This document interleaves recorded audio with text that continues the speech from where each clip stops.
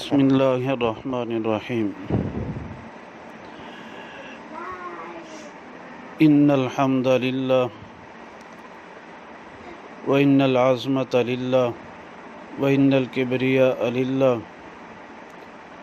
والصلاة والسلام علی خاتم رسول اللہ صلی اللہ علیہ وسلم اما بعد۔ حدیث نمبر 16، عقیدہ ختم نبوت کے بارے میں جو 200 احادیث آتی ہیں، آج 16ویں حدیث بیان کی جا رہی ہے۔ کتاب التفسیر بخاری شریف میں ایک باب آتا ہے شفاعت کے بارے میں کہ قیامت کے دن جو ہے انبیاء علیہم السلام شفاعت کریں گے۔ طویل حدیث مبارکہ ہے،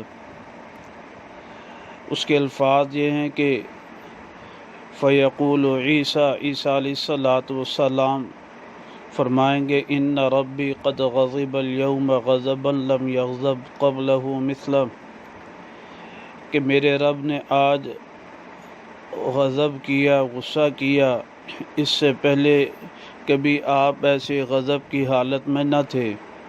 وَلَن يَغْضَبَ بَعْدَهُ مِثْلَهُ، اور اس کے بعد بھی ہرگز آپ غضب نہ غصہ نہ کریں گے۔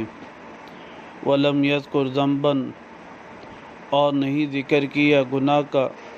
نفسی نفسی نفسی کہا، بس انہوں نے عیسیٰ علیہ السلام نے کہا نفسی نفسی نفسی، پھر فرمایا اذهبوا إلى غیری، تم چلے جاؤ میرے غیر کی طرف۔ اذهبوا، تم جاؤ إلى محمد صلی اللہ علیہ وسلم، محمد صلی اللہ علیہ وسلم کی طرف۔ فیأتون محمدا صلی اللہ علیہ وسلم، پس وہ آئیں گے محمد صلی اللہ علیہ وسلم کے پاس۔ فیقولون، پس وہ کہیں گے یا محمد انت رسول اللہ و خاتم الانبیاء، اے محمد صلی اللہ علیہ وسلم آپ اللہ کے رسول ہیں اور خاتم الانبیاء ہیں۔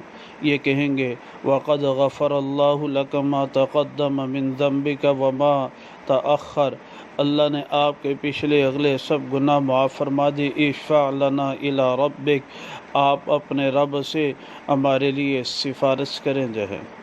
یہ طویل حدیث مبارکہ ہے۔ اس روایت مبارکہ میں یہ کہ قیامت کے دن جب آپ علیہ السلام کے پاس امتی بھی آئیں گے، دیگر امتوں کے امتی، انبیاء علیہ السلام کے امتی آئیں گے، وہ بھی آپ کو یہ کہیں گے یا محمد انت رسول اللہ و خاتم الانبیاء۔